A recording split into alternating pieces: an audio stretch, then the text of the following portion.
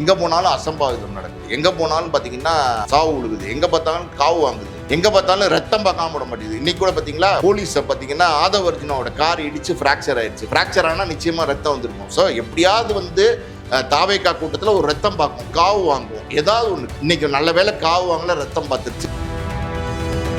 வசதி இருக்குங்கிறீங்க, அந்த வசதியை விட்டுட்டு வந்துட்டேன். எவ்வளோ வசதி இருந்தாலும் நான் விட்டுட்டு வந்துட்டேன், எவ்வளோ இருந்தாலும் நான் விட்டுட்டு வந்துட்டேன், எவ்வளோ இருந்தாலும் நான் விட்டுட்டு. ஏன் விட்டுட்டு வந்தீங்கன்னு நான் கேட்குறேன். ஏன் விட்டுட்டு வந்தீங்க? யார் உங்களை விட்டுட்டு வர சொன்னது? உங்களுக்கு தான் படத்துக்கு 275 கோடி ரூபா சம்பளம் கொடுக்குறாங்களே. நீங்கள் அப்படியே வந்து பாண்ட் வித் சில்வர் ஸ்பூனா, இல்லை கோல்டன் ஸ்பூனா, இல்லை டைமண்ட் ஸ்பூனா? அதாவது பார்த்தீங்கன்னா இவங்க அப்பா என்னமோ பார்த்தீங்கன்னா ராமநாதபுரம் ராஜா மாதிரியும், இவங்க அம்மா பார்த்தீங்கன்னா அந்த ஊத்துக்குழி ஜமீன் பேத்தி மாதிரியும், இவர் வந்து அந்த காலங்காலத்துக்கு ஒரு ஜமீன் பரம்பரையிலேருந்து வந்தவர் மாதிரியும். உங்க வீட்டு பையனா, உங்க பிள்ளையா, உங்க தம்பியா, உங்க அண்ணனா நினைச்சு எனக்கு ஓட்டு போடுங்க அப்படின்னு இப்படி எடுத்து கையெடுத்து மைக்கு கீழே வச்சுட்டு கும்பிடுறாரு. நான் கேட்குறேன், இது கேட்கறதுக்கு உங்களுக்கு கூச்ச நாச்சமே கிடையாதா? உங்க பொண்டாட்டி உங்க மேல விவாகரத்து கேஸ் வழக்கு போட்டுக்கிட்டு என்னை புருஷன் சரியா கவனிக்கல அப்படிங்கிறாங்க. உங்க பிள்ளை அவர் வந்து உங்க வீட்டுல இல்ல, உங்க பொண்ணு அவங்க உங்க வீட்டுல இல்ல, உங்க அம்மா அப்பா அனாதை மாதிரி வந்து அங்கேயும் இங்கேயும் சுத்திக்கிட்டு இருக்கிறாங்க. விசில் புரட்சி அதை வந்து பிடிச்சிட்டாரு. விசில் சின்னத்தை தெரியாமல் கொடுத்துட்டாங்க. அதை அந்த தாவேக்காரங்க பார்த்தீங்கன்னா வாயில் வச்சுட்டு ஊதிக்கிட்டே இருக்காங்க. எவ்வளோ நேரம் தான் ஊதுவாங்க. ஊதி இது பலூனா ஊதுறதுக்கு. பலூனை வந்து ஊதுனா எப்படி வெடிச்சிருமோ அது மாதிரி விசிலை ஊதிக்கிட்டே இருந்தீங்கன்னா தொண்டை இன்ஃபெக்ஷன் ஆகி அதுக்கப்புறம் நம்ம பேசவே முடியாதுங்கிற நிலைமைக்கு வர போகிறாங்க. விசில் புரட்சியெல்லாம் நடக்க போகிறது இல்லை, சங்கு புரட்சி தான் நடக்க போகுது. அதாவது 23ஆம் தேதி வந்து சங்கு ஊதுறாங்களா இல்லையான்னு பாருங்க மக்கள்.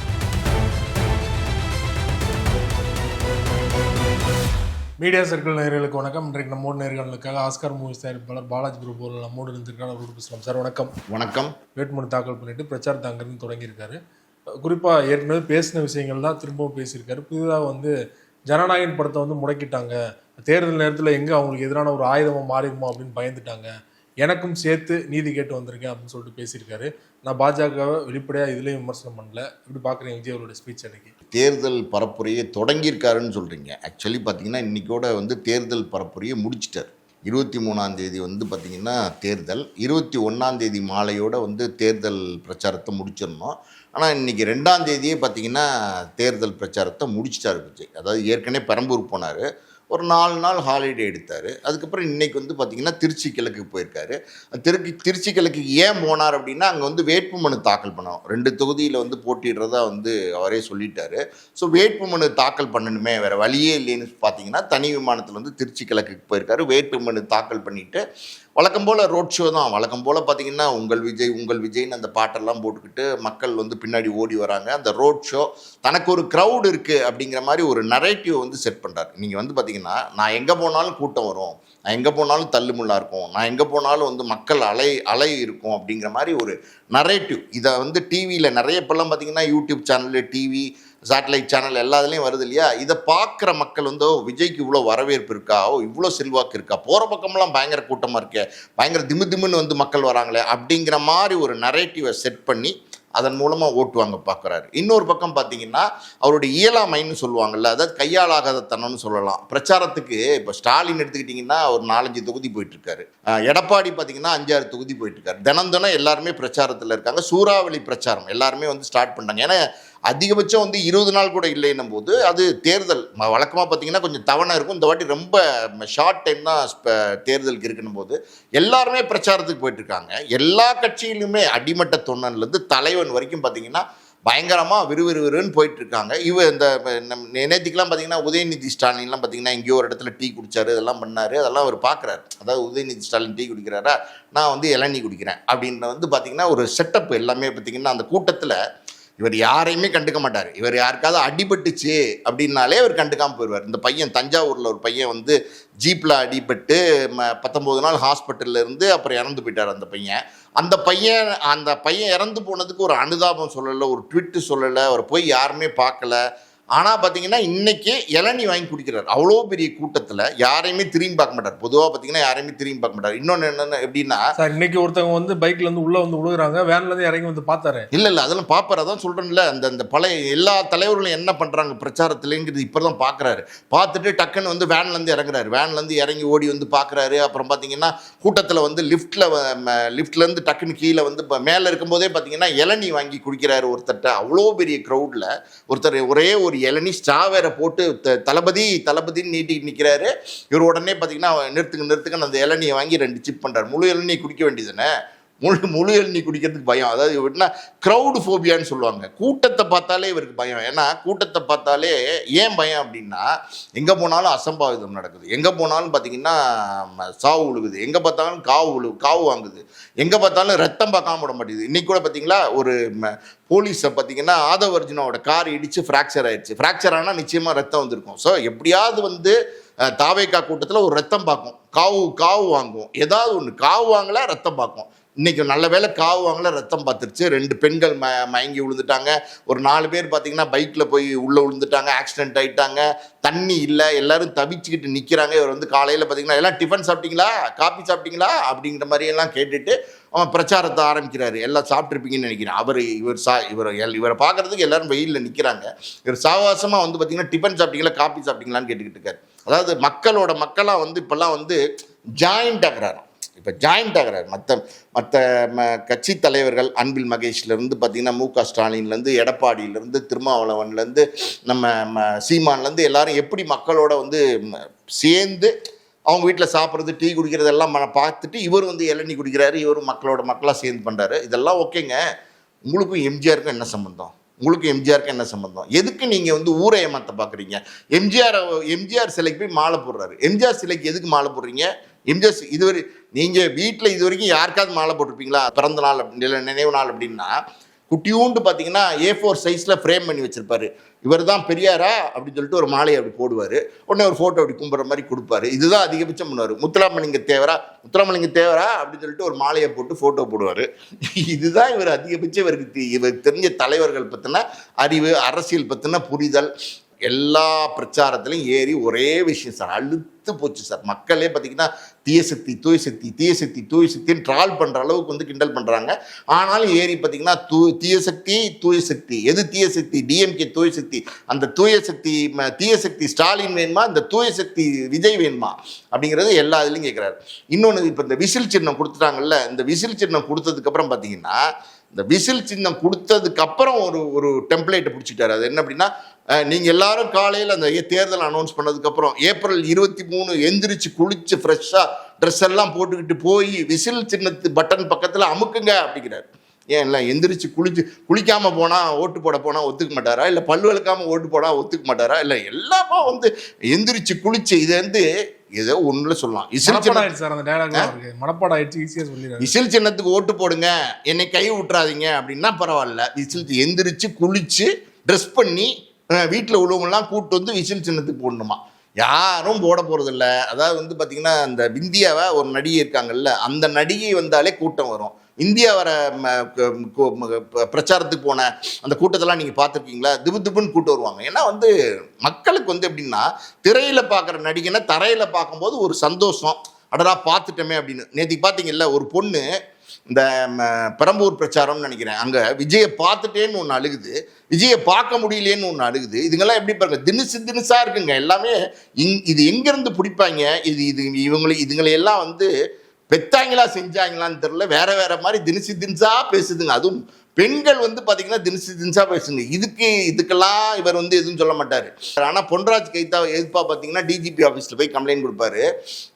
இது ஒன்று, இந்த விசில் சின்னம் ஒன்று. அதுக்கப்புறம் பார்த்தீங்கன்னா எவ்வளோ வசதி இருந்தாலும் எவ்வளோ இது இருந்தாலும் அதெல்லாம் விட்டுட்டு நான் வந்திருக்கேன். சார் நீங்கள் தான் வந்துட்டீங்கல்ல, உங்களுக்கு வசதி இருக்குங்கிறது தான் எல்லாருக்கும் தெரியும்ல. உங்களுக்கு வந்து 520 கோடி ரூபா சொத்து இருக்குன்னு நீங்களே சொல்லியிருக்கீங்க. அப்போ வசதியான ஒரு கோடீஸ்வரம் தான் நீங்கள். அப்படி இருக்கும்போது வசதி இருக்குன்னு தான் எல்லாருக்குமே தெரியுமே. நீங்கள் 35 வருஷமாக சினிமாவில் நடிக்கிறீங்க, பிரபலமான நடிகராக இருக்கீங்க, வசதி இருக்குங்கிறீங்க. அந்த வசதியை விட்டுட்டு வந்துட்டேன். எவ்வளோ வசதி இருந்தாலும் எவ்வளோ இருந்தாலும் நான் விட்டுட்டு வந்துட்டேன், எவ்வளோ இருந்தாலும் நான் விட்டுட்டு வந்துட்டேன், எவ்வளோ இருந்தாலும் நான் விட்டுட்டு, ஏன் விட்டுட்டு வந்தீங்கன்னு நான் கேட்குறேன். ஏன் விட்டுட்டு வந்தீங்க?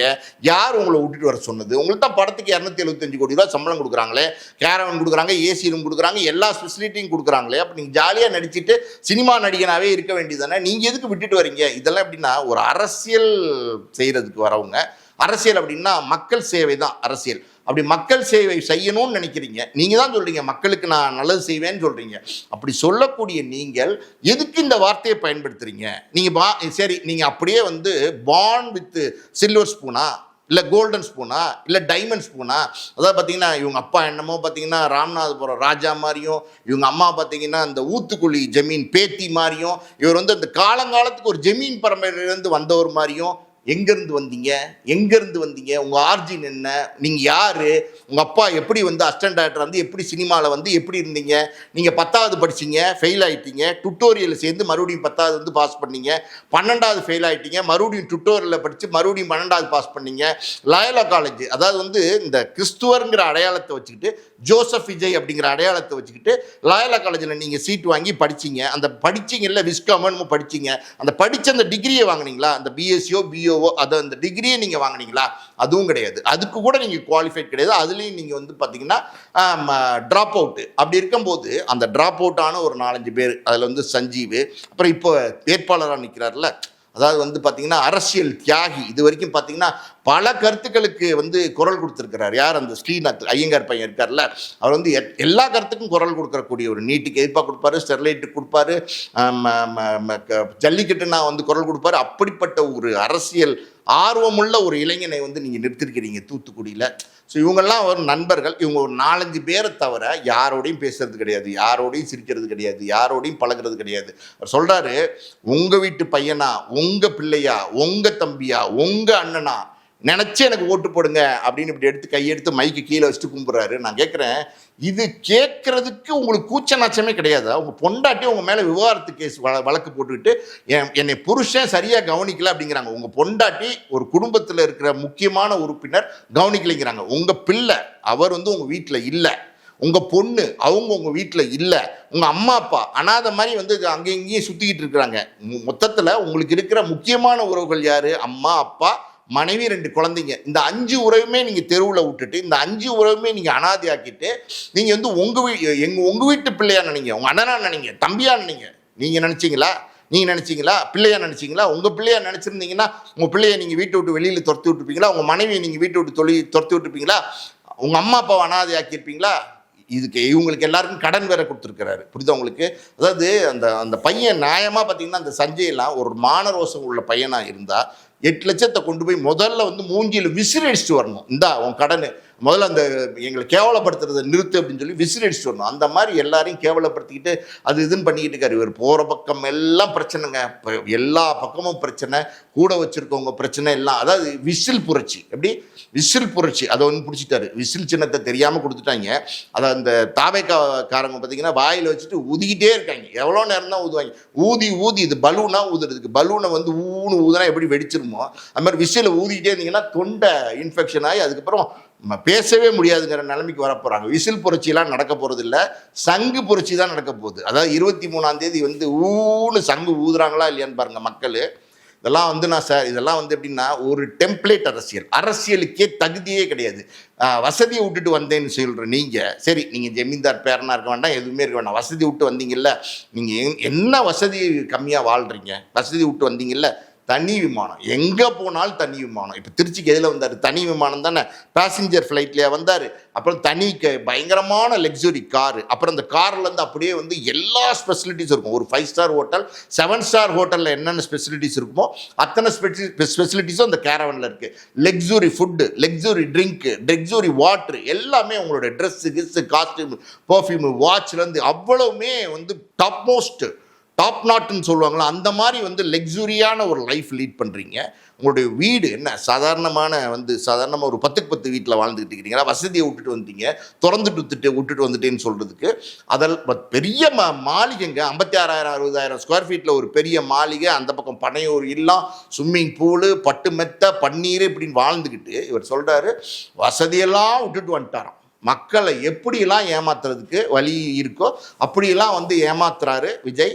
நிச்சயமாக சொல்கிறேன், அரசியலுக்கு விஜய் ஃபிட் கிடையாதுங்க. அரசியலுக்கு விஜய் ஃபிட் கிடையாது. சினிமாவில் விஜய் வந்து நடிகராக வந்துட்டார். அது எப்படியோ வந்து மாமியார் சோப்பு போட்டு வந்துட்டார்னு வச்சுக்கோங்க. ஆனால் வந்துட்டார், ஒத்துக்கணும், வந்துட்டார். இன்றைக்கி வந்து 275 கோடி ரூபா சம்பளம் வாங்குறாரு. தலைவர் வந்து பெரிய அவர் எப்படி இளைய தளபதியிலேருந்து தளபதியாக மாறி இன்றைக்கி வந்து அப்படி சூப்பர் ஸ்டாராக நிற்கிறாருங்கிறதுல நம்ம மாட்டுக்கருத்து சொல்ல முடியாது சினிமாவை பொறுத்த வரைக்கும். ஆனால் உங்களுக்கு அரசியல்னா என்னன்னே புரியல. அடிப்படை அரசியல் அறிவு, அடிப்படை அரசியல் புரிதல் இது இல்லவே இல்லை. சாதாரண ஒரு தொண்டனுக்கு இருக்கிற அரசியல் அறிவு புரிதல் கூட உங்கள் கட்சிக்கு இல்லை. நீங்கள் சொல்கிறீங்க தூய ஆட்சியை கொடுப்பேன், ஊழலற்ற நல்ல ஆட்சியை கொடுப்பேன் அப்படின்லாம் சொல்கிறீங்க. எல்லாமே கரெக்டு. உங்கள் கட்சியில் நிறுத்தியிருக்க வேட்பாளர் எல்லாம் அப்படி ஒருத்தன் கொலை பண்ணவன், கொள்ளை அடித்தவன், கஞ்சா குடிக்கி, இன்னும் யார் யார் பாருங்க, இந்த இது வந்து லவ் ஜோதிடம்னு ஒரு பொண்ணு, யார் யாரோங்க போகிறவன் வர்றவன் எல்லாத்தையும் பொறுக்கி போட்டு கூட்டணி ஆட்சி இல்லை. எப்படி கூட்டணி ஆட்சி எப்படி இல்லை? அதாவது ஒவ்வொருத்தரும் பார்த்தீங்கன்னா ஒரு 20 கட்சி 30 கட்சியோட கூட்டணி இருக்காங்க அப்படின்னா, இவர் வந்து பார்த்தீங்கன்னா 106 108 வேட்பாளர்கள் வேற வேற கட்சியிலேருந்து எடுத்திருக்காரு. ஏடிஎம்கே, டிஎம்கே, பாட்டாளி மக்கள் கட்சி, விடுதலை சிறுத்தை கட்சி, பாஜக, அப்புறம் வந்து எல்லா கட்சியிலேருந்து, நாம் தமிழர் கட்சி இல்லை, எல்லா கட்சியிலேருந்து உறுப்பினர்களை தேர்ந்து வந்து நீங்கள் வந்து உறுப்பினர்களை தேர்ந்து இன்றைக்கி வந்து நீங்கள் சீட்டு கொடுத்து அனௌன்ஸ் பண்ணியிருக்கிறீங்க. இதெல்லாம் அதாவது உங்கள் கட்சியில் உங்கள் வந்து ரசிகர்களுக்கு போஸ்ட் ஓட்டுறவனுக்கு சீட்டு கொடுப்பேன்னு ஆரம்பத்தில் வந்தப்போ பேசுனீங்க. இந்த கட்சி உங்களுக்காண்டி அப்படின்னு சொன்னீங்க. அப்படி ஆளுங்களுக்கு சீட்டு கொடுத்துருக்கீங்களா? யாருக்கு சீட்டு கொடுத்துருக்கீங்க? பணம் உள்ளவனுக்கும் செல்வம் உள்ளவனுக்கும் எல்லாம். அது அந்த வேட்பாளருடைய பின்புலத்தை கூட பார்க்கறது கிடையாது. இன்னைக்கு விஜய் கொடுத்துருக்கிற சீட்டு கொடுத்துருக்கிற வேட்பாளர்கள் பல பேர் பாலியல் வழக்குலேருந்து எல்லாத்துலேயும் தொடர்புடையவர்களாக இருக்காங்க. இப்போ புதுசாக பார்த்தீங்கன்னா ஒரு வேட்பாளர், அவர் பேர் என்னமோ புர்கானுதீன், இந்த வாணியம்பாடியில் வந்து அவர் வேட்பாளரை நிறுத்தியிருக்காங்க. அவர் எப்படின்னா பாருங்க எப்படி தினசா வந்து பண்றாங்க. 140 கம்பெனி நிறுவனம் ஆரம்பிச்சு அதில் பணம் சம்பாரிச்சுட்டு ஜிஎஸ்டி கட்டாமல் கிட்டத்தட்ட பார்த்தீங்கன்னா எனக்கு தெரிஞ்ச 60 கோடி ரூபாய்க்கு மேலே ஜிஎஸ்டி ஏய்ப்பு பண்ணியிருக்காரு, வரி ஏய்ப்பு பண்ணியிருக்காரு. அந்த வரி ஏய்ப்பு பண்ணவர் அவரை வந்து பார்த்தீங்கன்னா அமலாக்கத்துறை வந்து பார்த்தீங்கன்னா அந்த ஜிஎஸ்டி வந்து பார்த்தீங்கன்னா அவருக்கு வந்து நோட்டீஸ் கொடுத்து ஒரு தடவை கூப்பிட்றாங்க, 2 தடவை கூப்பிட்றாங்க. இப்போ வந்து இப்போ 6ஆம் தேதி ஆஜராகணும்னு சொல்லியிருக்காங்க. ஏப்ரல் 6ஆம் தேதி அன்னைக்கு வந்து கைது பண்ணுறதுக்கும் வாய்ப்பு இருக்குது. இப்படி எல்லா வேட்பாளருமே அவர் நிறுத்தியிருக்கிற எல்லா வேட்பாளருமே வந்து கைது பண்ணுறதுக்கு வாய்ப்புள்ள வேட்பாளர்கள் தான் எல்லா தொகுதியிலும் நிறுத்தியிருக்காரு. ஸோ நீங்கள் என்ன மாதிரியான மாற்றத்தை கொடுக்க போறீங்க? நீங்கள் நிறுத்தியிருக்கிற வேட்பாளர்கள் மேலே குற்றச்சாட்டு இருக்கா இல்லையா? குற்றச்சாட்டு இருக்குன்னும் போது அந்த வேட்பாளர்களை நீ நிறுத்திட்டு அப்படி ஊழல் உள்ளவங்க, அவங்களுக்கு பாலியல் குற்றம், கொலை, கொள்ளை, கஞ்சா எல்லாத்தையும் சேர்த்து மொத்தங்க என்னென்ன இருக்கோ அத்தனையும் வந்து உள்ளவங்களாம் தாவேகா வேட்பாளராக நீங்கள் பார்க்கலாம். அந்த வேட்பாளர்களை நிறுத்திட்டு ஊழலற்ற ஆட்சி நல்லாட்சி கொடுப்போன்னு எப்படி நீங்கள் சொல்கிறீங்க? எப்படி நீங்கள் மேடை ஏறி பேசுகிறீங்க? என்ன உங்களுக்கே வந்து இதெல்லாம் வந்து நம்ம பேசுகிறோமே அப்படின்னு ஒரு ஓரத்தில் மனசில் ஒரு ஓரத்தில் கூச்ச நாச்சமே இருக்காதா? இவர் சொன்னார் மதுரை மாநாட்டில் 234 தொகுதியிலையும் விஜய், மதுரை கிழக்கு விஜய், மதுரை மேற்கு விஜய் அப்படி இப்படின்னாரு. இன்றைக்கி என்ன போய் சொல்கிறாரு? மண்டிடுறாரு. என்னன்னா, நான் எல்லாரையும் இப்போ நிறுத்தியிருக்கேன், பார்த்து எனக்கு ஓட்டு போடுற மாதிரி நினச்சி போடுங்க அப்படின்னு வந்து ஊராக போய் கெஞ்சிக்கிட்டு இருக்காரு. இவருக்கு இன்னொரு விஷயம் சொல்றேன் கேளுங்க. இவருக்கு ஆபத்தே, மிகப்பெரிய பேராபத்தே வந்து பார்த்தீங்கன்னா அந்த ஆதவ் அர்ஜுனா. வளர்ந்து கெட்டவர் இல்லை, வளர்ந்த கெட்டவன். எங்கே போனாலும் பார்த்தீங்கன்னா வம்பிழுத்துட்டு வர்றாரு. ரஜினிகாந்தோட வம்பிழுக்கிறாங்க, கமலஹாசனோட வம்பிழுக்கிறாங்க. யாரோட அந்த வம்பிழுக்கல? ரஜினிலாம் நீ கோடிக்கணக்கான ரசிகர்கள் இருக்காங்க, அவங்களோட வம்பிழுத்து வைக்கிறார் போய். இப்போ எலெக்ஷன் டயத்தில் வந்து இப்படி பேசலாமா? பேசுனா சரியா? அப்படி பேசி வம்பிழுத்து வச்சிட்டார். ரஜினி சொல்லிட்டார், அதாவது வந்து காலம் பேசாது காத்திருந்து பதில் சொல்லணும்னு ஒரே அடி சாப் மாதிரி குத்தி விட்டார். நெத்தியில் ஆணி அடிப்பாங்கல்ல, அந்த ஆணி இங்கே நடு நெத்தியில் வச்சு ஒரு அடி அடித்து இறக்கி விட்டார் ரஜினி. இப்போ பாருங்கள் வரப்போகிற எலெக்ஷனில். அப்புறம் பார்த்தீங்கன்னா ஒரு பத்திரிக்கையாளர் அவர் வந்து பார்த்தீங்கன்னா அஜித் வந்து இதுக்கு ரேஸ்க்கு போயிட்டார், இவர் வந்து கட்சி பணி செய்கிறதுக்கு வந்துட்டார், இவர் எவ்வளோ உத்தமர் அப்படிங்கிறார். இவர் உத்தமரா? இவர் வந்து பார்த்தீங்கன்னா ஜாதிய அடையாளம் கிடையாதுங்கிறார். இவர் எல்லா ஜாதியும் இவர் வந்து உள்ள கொண்டு வந்து ஜாதி அடையாளங்கள். ஒருத்தர் வந்து இருக்காரு, அவர் பேர் எனக்கு சரியா தெரியல. அவர் பார்த்தீங்கன்னா ஃபிலிக்ஸ் இல்லைங்க, இன்னொருத்தர். இந்த அவரோட ஜாதி வெறியன், அவருக்கு சீட்டு. ஒரு ஜாதி வெறியனுக்கு சீட்டு. அதான் சொல்றேன்ல, number of criminals, number of மல்டிப்புளாக எப்படி தப்புலாம் செய்வாங்களோ அவங்களுக்கு எல்லாத்துக்குமே சீட்டை கொடுத்துருக்கிறாரு. இவர் வந்து பார்த்தீங்கன்னா பெரம்பூரில் நிற்கிறார். பெரம்பூரில் நிற்கிறதுக்கு காரணம் என்ன? அங்கே கிறிஸ்துவர்கள் ஜாஸ்தியாக இருக்காங்க, அதனால தான் பெரம்பூரில் நிற்கிறீங்க. நீங்கள் திருச்சி கிழக்க வந்து தேர்வு செஞ்சு போயிருக்கீங்களே, அதுக்கு காரணம் என்ன? அங்கேயும் கிறிஸ்துவர்கள் வந்து ஜாஸ்தியாக இருக்காங்க. அப்போ உங்களை வந்து ஒரு மத அடையாளம், ஜாதி அடையாளம் எல்லாத்தையும் வச்சு நீங்கள் அடையாளப்படுத்திக்கிறீங்க. அப்புறம் சார்பற்ற கட்சியை அப்படின்னு எப்படி சொல்லுவீங்க? பாஜக விமர்சனம் பண்ணுறீங்க, பாஜகவில் இருக்கிற அன்னைக்கு காலையில் வந்தவனுக்கு உங்கள் இதில் சீட்டு கொடுக்குறீங்க, டிஎம்கே விமர்சனம் பண்ணுறீங்க, நேருவுக்கு நெருக்கமான ஒருத்தர் நினைக்கிறேன், அவர் பேர் ஜெயாவோ என்னமோ, அவருக்கு வந்து உங்கள் இதில் சீட்டு கொடுக்குறீங்க, ஏடிஎம்கேலேருந்து சீட்டு கொடுக்குறீங்க, எல்லா கட்சியிலேருந்து சீட்டு கொடுக்குறீங்க. அப்புறம் இது இது என்ன மாதிரியான அரசியல் அப்படின்னு தெரியல. இந்த ஆதவ அர்ஜுனா போகிற பக்கமெல்லாம் பார்த்தீங்கன்னா வம்பிழுத்து வச்சுட்டு வர்றாரு. பார்த்தீங்கன்னா ஏதோ மேன்ஷன் அங்கே இருந்திருக்கு பெரம்பூரில், அந்த ஐநாவரத்துல எல்லாம் நிறைய மேன்ஷன்லாம் இருக்கும். எனக்கு தெரிஞ்சு நான் கூட ஒரு ஃப்ரெண்டு கூட தங்கியிருந்தார், ரொம்ப நாளைக்கு முன்னாடி போயிருக்கேன். சின்ன குறுகலான தெரு, அந்த மார்க்கெட் தெருன்னு நினைக்கிறேன். அதில் பார்த்தீங்கன்னா யாரோ 2 பேர் குடிச்சிட்டு சின்ன பசங்க கலாட்டா பண்ணி ஒரு பாட்டில் எரிஞ்சிருக்கிறாங்க. அது வந்து இந்த சில்லு வந்து யார் மேலேயோ ஒரு தாவேக்கா உறுப்பினரோ இல்லை ஒரு முக்கியமான பிரமுகர் மேலே வந்து பட்டிருக்கு. அதை வச்சுக்கிட்டு அரசியல் பண்ணுறாரு. எப்படின்னா இவர் வந்து அதாவது அனுதாபம் தேர்றாரு. ஒரு பக்கம் பார்த்தீங்கன்னா ஆவேசமாக பேசுகிறார். எப்படி பாருங்க, கலர் மாறுது, பச்சோந்தின்னு சொல்லுவாங்கல்ல. ஒரு பக்கம் பார்த்தீங்கன்னா சும்மா விடுவோமா, நாங்கள் எந்திரிச்சோம்னா, நாங்கள் பண்ணோம்னா, நாங்கள் யார் தெரியுமா அப்படிங்கிற மாதிரி ஒரு டோனில் அப்படியே பயங்கரமான ஒரு ஃபயர் டோனில் 4-5 வார்த்தைகளை விட்டு அப்படியே வந்து மக்களை வந்து அப்படி சம்மிக்க வைக்கிறாரு. உடனே பார்த்தீங்கன்னா பொலன்னு கண்ணில் வந்து கண்ணீர் விட்டு அழுகிறாரு அவர். அது அப்படியே இப்படி பேசுகிறாரு, அப்படியே தோசையை திருப்பி போட்டு அப்படி பேசுகிறாரு, அப்படியே கண்ணீர் விட்டு அழுகிறாரு. நாங்கள் 5 வயசுல எங்கள் அம்மாவுடைய தற்கொலையை பார்த்தது உண்மைதான். 5 வயசில் பார்த்தாரு. அது அந்த 5 வயசு பையனுக்கு வேதனையாக தான் இருந்திருக்கும். எல்லாமே உண்மைதான். ஒரு அது ஏன் அந்த தற்கொலை அப்படின்னா அது ஒரு டொமஸ்டிக் வயலன்ஸ். அவங்க அப்பா வந்து துன்புறுத்தினாங்க அம்மாவை அப்படிங்கிறதுனால அந்த தற்கொலை நடந்திருக்கு. பூச்சி மருந்து ஏதோ குடிச்சிட்டாங்க. ஆனால் இவர் என்ன சொல்றாரு, ஜாதிய கொடுமையினால தான் வந்து எங்கள் அம்மா வந்து தற்கொலை பண்ணி செத்துட்டாங்க அப்படிங்கிற மாதிரி ஒரு நரேட்டிவை செட் பண்ணுறாரு. எல்லாமே எப்படின்னா தன் மேலே அனுதாபம் வர மாதிரி, தான் ஒரு வீரன் மாதிரி, தான் ஒரு இராணுவ அதிகாரம் படைச்சவன்ற மாதிரி, ஒரு ஹிட்லர்னு சொல்லுவாங்கல்ல, அந்த மாதிரி ஒரு சர்வாதிகாரி மாதிரியான ஒரு டோனை வந்து எல்லா பக்கம் பேசுகிறாரு. ரொம்ப ஆபத்து. அவர் என்ன சொல்றாரு தெரியுமா, விஜய் மேலே நான் அப்படிங்கிற மாதிரி அவர் நினைக்கிறாரு. இதை விஜய் கண்ட்ரோல் பண்ணணும். ஆக்சுவலி பார்த்தீங்கன்னா இதை விஜய் கண்ட்ரோல் பண்ணணும். போகிற பக்கம் வர பக்கமெல்லாம் ரொம்ப ஆபத்தை உருவாக்கிட்டு வர்றாரு. இன்னொரு விஷயம் சொல்லட்டுமா உங்களுக்கு, புஷி ஆனந்த் வந்து டி நகரில் இன்னும் வேட்புமனு தாக்கல் பண்ணாமல் இருக்காரு. அது காரணம் என்ன தெரியுமா, Pondicherry voters ID, Pondicherry Aadhaar card, பாண்டிச்சேரியில் தான் ஒரு ஓட்டு உரிமையே இருக்குது. அவரால் இங்கே தாக்கல் பண்ண முடியாதுங்கிற மாதிரி ஒரு சட்ட சிக்கல் இருக்குது. அதை வந்து என்ன பண்ணுறதுன்னு தெரியாமல் முடிச்சுட்டு இருக்காரு. மொத்தம் சரி பண்ணல. அதுதான் அறிவு இருந்தால் தான் பண்ணியிருப்பாங்களே, தான் சரி பண்ணியிருப்பாங்களே. இது தமிழ்நாட்டில் வந்து நீங்கள் அதை பண்ணியிருக்கணும், வேட்பாளராக நிற்கிறதுக்குன்னு சொல்கிறாங்க. அப்படி ஒரு சட்டம் இருக்குங்கிறாங்க. அப்படி பார்த்தா புஷி ஆனந்தால தாக்கல் பண்ண முடியல டி நகரில் வேட்புமனு. இன்னும் 2 நாள் தான் இருக்குது, என்ன பண்ண போகிறான்னு தெரியல. இப்படி எல்லா பக்கமுமே பார்த்தீங்கன்னா எல்லாமே வந்து ஓட்ட சார். இதெல்லாம் ஒரு பக்கம் இருக்கட்டும். இப்போ நீங்கள் இந்த வேட்புமனு தாக்கல் பண்ணுறது தானே நீங்கள் பார்த்துட்டு இருக்கீங்க. இதில் எத்தனை ரிஜெக்ட் ஆகுதுன்னு பாருங்கள். அதாவது சாதாரணமாகவே கோமாளித்தனம் பண்ணுவாங்க. இதில் வந்து இந்த வேட்புமனுலாம் அவங்களுக்கு வேட்புமனுலாம் எழுதுறதெல்லாம் தெரியாது சார், ஸ்பெஷலிஸ்ட் இருக்கணும் சார். அதெல்லாம் அவன் என்னென்னா இருளாண்டி அப்படின்ற இருளாண்டிக்கு மேலே அருளாண்டின்னு எழுதி வச்சுட்டு போயிருப்பான். அப்படியே வேட்புமனு ரிஜெக்ட் ஆகி ஒரு 10 பேராவது 15 பேராவது நிற்காமல் போயிடுவாங்க. எலெக்ஷனுக்குள்ளே கைதாகி ஒரு 4-5 பேர் வந்து வேட்பாளர்களாக நிற்காமல் போயிடுவாங்க. இப்படி பல பேர், அதாவது இவர் நிறுத்திருக்கிற எல்லா வேட்பாளர்களும் ஜோக்கர்ஸ், ஆல் வந்து கிரிமினல் ஆக்டிவிட்டீஸில் இன்வால்வ் ஆனவங்க. அப்படிப்பட்ட ஆட்களை வச்சுட்டு இவர் வந்து நிற்க நினைக்கிறாரு.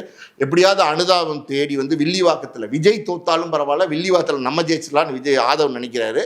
வில்லிவாக்கத்தில் நீ ஜெயிச்சு பக்கத்தில் இருக்கிற பெரம்பூரில் நான் தோத்துட்டேன்னா கேவலம் ஆயிரமே அப்படின்னு சொல்லிட்டு ஃபஸ்ட்டு டேவே பார்த்தீங்கன்னா விஜய் ஒரு திட்டம் போடுறாரு, ஆதவ் ஒரு திட்டம் போடுறாரு. விஜய் என்ன நினைக்கிறாரு, நம்ம பெரம்பூர் கொளத்தூர் 2லேயும் வந்து பிரச்சாரம் பண்ணிட்டு பக்கத்து தொகுதி தான் நாங்கள் வில்லிவாக்கத்துக்கு போகிறதுக்கு பெரிய டிஸ்டன்ஸ் ஆயிருமா, அப்படியே வண்டியை ஓட்டிட்டு போனால் வில்லிவாக்கம் 2 கிலோமீட்டரில், அதை விட்டுட்டு பார்த்தீங்கன்னா வில்லிவாக்கத்தை கேன்சல் பண்ணிட்டு கிளம்புறாரு. அப்படின்னா விஜய் போய் பிரச்சாரம் பண்ணால் ஆதவர்ஜுனாக்கு ஓட்டு விழுந்துருச்சுன்னா ஆதவர்ஜுனா ஜெயிச்சுட்டா என்ன பண்ணுறது, நம்ம தோத்துட்டா என்ன பண்ணுறது, இப்படி கட்சிக்குள்ளே உள்வேலை நடந்துக்கிட்டு இருக்கு. புஷி ஆனந்த் மேலே ஏகப்பட்ட கம்ப்ளைண்ட், ஏகப்பட்ட புகார், அதெல்லாம் வந்து புஷி ஆனந்த் மேலே இருக்குது. அப்படி இருக்கும்போது இவர் வந்து பார்த்திங்கன்னா அந்த திருச்சியில் வந்து காசு வாங்கினதை பற்றி பேசிகிட்டு இருக்காரு, சீட்டு வேலை வாங்கி தருவேன்னு காசு வாங்கினதை பற்றி பேசிகிட்டு இருக்காரு. அது உங்கள் கட்சியில் வேட்பாளர் தேர்வுக்கு உங்கள் கட்சியில் பதவி மாவட்ட செயலாளர்லேருந்து பல பதவிகள் போடுறதுக்கே வந்து புஷி ஆனந்த் வந்து காசு வாங்கிட்டு இருக்காரு. இதெல்லாம் விஜய்க்கு தெரியாதா? எதுவுமே விஜய்க்கு தெரியாதா? எல்லாருமே அதான் சொல்கிறேன்ல, தான் சார்ந்த சினிமா துறையில் எத்தனையோ தயாரிப்பாளர்கள் 69 படத்தில் விஜய் வச்சு எடுத்திருந்த தயாரிப்பாளர்கள் ஏற்கனவே நம்ம பேசியிருக்கோம். அவங்கெல்லாம் பார்த்தீங்கன்னா நீங்கள் நடு ரோட்டில் நிற்கிறாங்க. குஞ்சுமோன்லேருந்து ஜிவி தற்கொலையே பண்ணி செத்துட்டாரு, அந்த ஜெமினி ஃபிலிம்ஸ் ஓனர் தற்கொலையே பண்ணி செத்துட்டாரு, அப்பச்சன் வந்து பார்த்தீங்கன்னா கடுமையான கடனில் இருக்கார். ஏகப்பட்ட பேர் அவரை வச்சு படம் எடுத்த தயாரிப்பாளர்கள், அவரை வச்சு படம் எடுத்த இயக்குநர்கள் எல்லாம் பார்த்தீங்கன்னா இன்றைக்கி வந்து நடு ரோட்டில் நிற்கிறாங்க. லிட்ரலி வெளிப்படையாக சொல்லணும் அப்படின்னா ரோட்டில் நிற்கிறாங்கன்னு சொல்லலாம். அப்படி தான் சார்ந்த சினிமா துறைக்கு கூட அவரால் உதவி செய்ய முடியல, உதவி செய்ய முடியாது, அப்படி மனநிலையில் அவர் இருக்கார். அதே மாதிரி பார்த்தீங்கன்னா தன் குடும்பம் அப்படின்னும் போது அந்த குடும்பத்தில் உள்ளவங்களுக்கும் தன்னால் வந்து உண்மையாக இருக்க முடியல, மனைவிக்கோ குழந்தைங்களுக்கோ அம்மா அப்பாக்கோ உண்மையாக இருக்க முடியல. ஒரு மாதிரி வந்து ஒரு கேரக்டராக விஜய் வந்து இருக்கார். அவர் வந்து இந்த மக்களுக்கு வந்து நல்லது செஞ்சிருவார் அப்படின்னு நினைக்கிறதுங்கிறது வந்து ரொம்ப அபத்தம். இது வந்து எப்படின்னா தொடர்ந்து நம்ம இந்த கருத்துக்களை பதிவிட்டு இருக்கோம். காரணம் என்னன்னா இது மக்களுக்கு புரியணும். அதாவது ஒரு கூட்டம் வெறித்தனமாக விஜயை வந்து பின்பற்றி ஓடுறாங்க, அது ஆபத்தான கூட்டம். அது உண்மையாலுமே பார்த்தீங்கன்னா ஆரோக்கியமான கூட்டம் கிடையாது. விஜயெல்லாம் வந்து ஜெயிச்சு ஒரு வேளை வந்தார்னா வரவே மாட்டார், 100% எழுதித்தர வரவே மாட்டார். ஆனால் வந்தார்னா அது மிகப்பெரிய ஆபத்தை ஏற்படுத்தும், தமிழ்நாட்டுக்கு மிகப்பெரிய பாதகம். ரொம்ப நன்றி சார். விஜய் அவர்கள் தொடர்பாக பல்வேறு விஷயங்களோட பகிர்ந்து கொண்டீங்க. மிக்க நன்றி. நன்றி.